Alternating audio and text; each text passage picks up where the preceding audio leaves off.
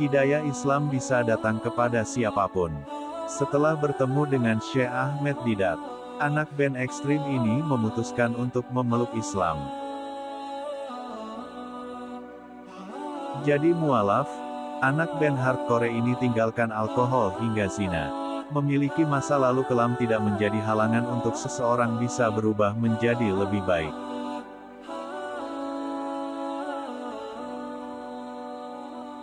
Allah Subhanahu wa Ta'ala akan memberikan hidayah Islam kepada siapapun yang Dia kehendaki, tidak peduli apapun latar belakangnya.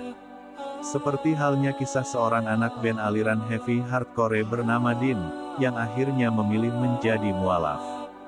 Setelah melalui perjalanan hidup berliku, Din pun menemukan ketenangan dalam ajaran agama Islam.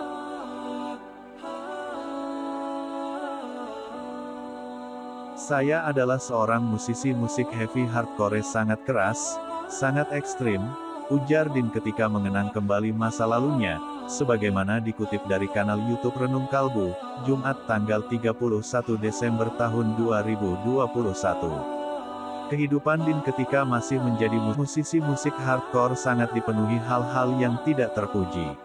Misalnya, mengonsumsi alkohol, berzina, dan segala hal yang dilarang dalam ajaran agama.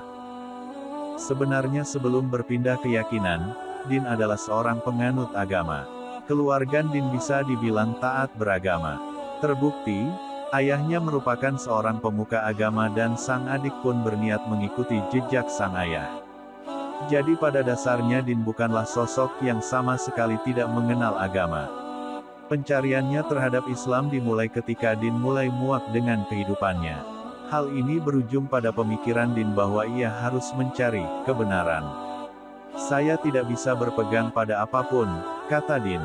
Ia mulai mempelajari berbagai ilmu pengetahuan, termasuk juga konspirasi yang berkaitan dengan beberapa agama. Hingga pencariannya berujung pada pertemuan dengan Syekh Ahmed Didat. Dia orang pertama yang mengenalkan Islam kepadaku, ujarnya. Menurut penggambaran Din, Syekh Ahmed Didat adalah seseorang Muslim yang memahami agama terdahulunya dengan baik, bahkan lebih baik dari Din yang memang kala itu penganutnya. Semua yang ia katakan adalah benar, lanjut Din. Berawal mengenal Islam dari Ahmed Didat, pencarian Din terhadap Islam terus berlanjut. Din pun menemukan sosok Dr. Zakir Naik dan mualaf bernama Yusuf Estes. Ia kerap menonton kedua tokoh tersebut ketika menyampaikan materi kajian Islam. Lambat laun, Din tertarik membaca kitab suci Al-Quran. Saat mulai membaca surah Al-Baqarah, itu untukku, saya tahu bahwa ini adalah kebenaran yang berbicara, katanya. Menurut Din, terasa ada perbedaan ketika membaca Al-Quran dan kitab lamanya. Selama membaca kitab suci umat Islam ini, Din mengatakan seolah-olah Allah Subhanahu wa Ta'ala tengah berbicara langsung kepadanya. Pada akhirnya Din mengucapkan dua kalimat syahadat di salah satu masjid di kawasan Sydney, Australia. Tanpa ia sadari, momen bersyahadat ternyata bertepatan dengan malam pertama Ramadan. Ia melihat ramainya masjid kala itu dan membuat hati Din terasa begitu indah. Wallahu a'lam bishawab.